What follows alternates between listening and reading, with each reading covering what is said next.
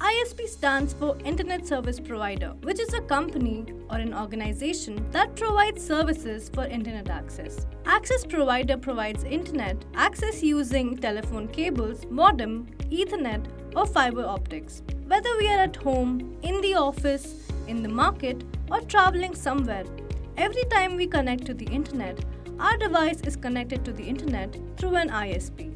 The first commercial ISP established in Australia and the US in the year 1989, called as The World. It is slow dial-up, but it generated a wide customer base in just 2 years. DSL. After years of dial-up and slow services, DSL was the first step in broadband internet service. This connection carried an internet connection through phone lines at faster speed than dial-up. Now let's talk about cable broadband. In the year 1996, cable broadband was introduced and cable's TV infrastructure to transmit data faster than DSL. Next up, we have fiber optics. Soon after, ISP switched to installing fiber optics lines, giving high-speed internet facilities to its subscribed customers. The flexible strands of glass allow data to move at the speed of light. Next, we have satellite. Rural areas still remained unreserved because the cost of installing infrastructure is high. Satellite fills the gaps. The rural customer satellite sends signal from space to an antenna on our home. Now we'll see how it works on the basis of division of ISP. Basically, ISP is divided into 3 tiers.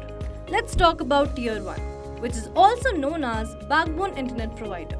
Tier 1 is the largest ISP company compared to other tiers. Its work to connect other countries. These companies provide internet services by laying cables through the sea. Their jobs is to only connect different countries and not with the end user, while the Tier 1 ISPs peer with each other at zero cost for traffic transfer. They charge to lower tier ISPs to allow to transit their network, such as Sprint, Tata Communication, etc.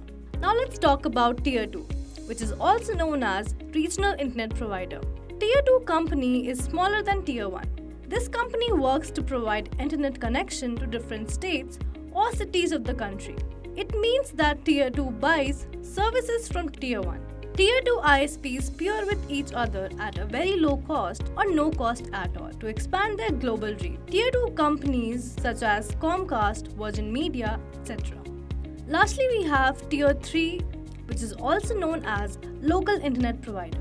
Tier 3 ISPs are most commonly called local provider with metropolitan or national reach. This is the smallest tier that works to provide internet services to home, companies, offices, and block through routers.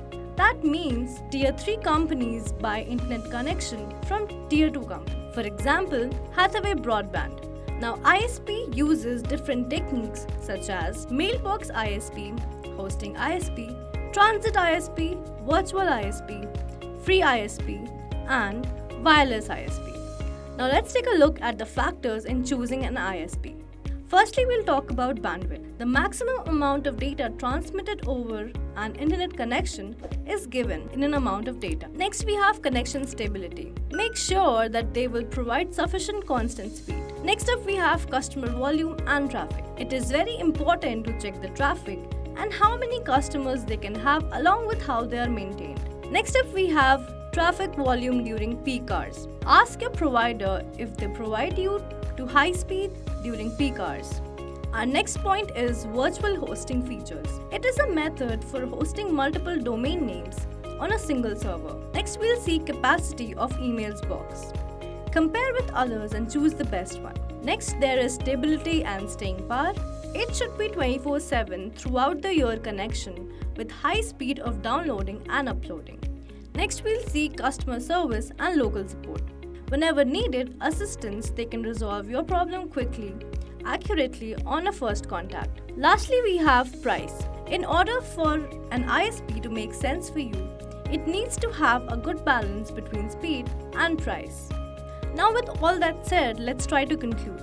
While these factors may seem a lot to consider for recommending the most suitable ISP for you, as internet becomes a complete resource of education, entertainment, knowledge, fun, and for every official work. Hence, ISP is now the most essential aspect for accessing internet in everyday life.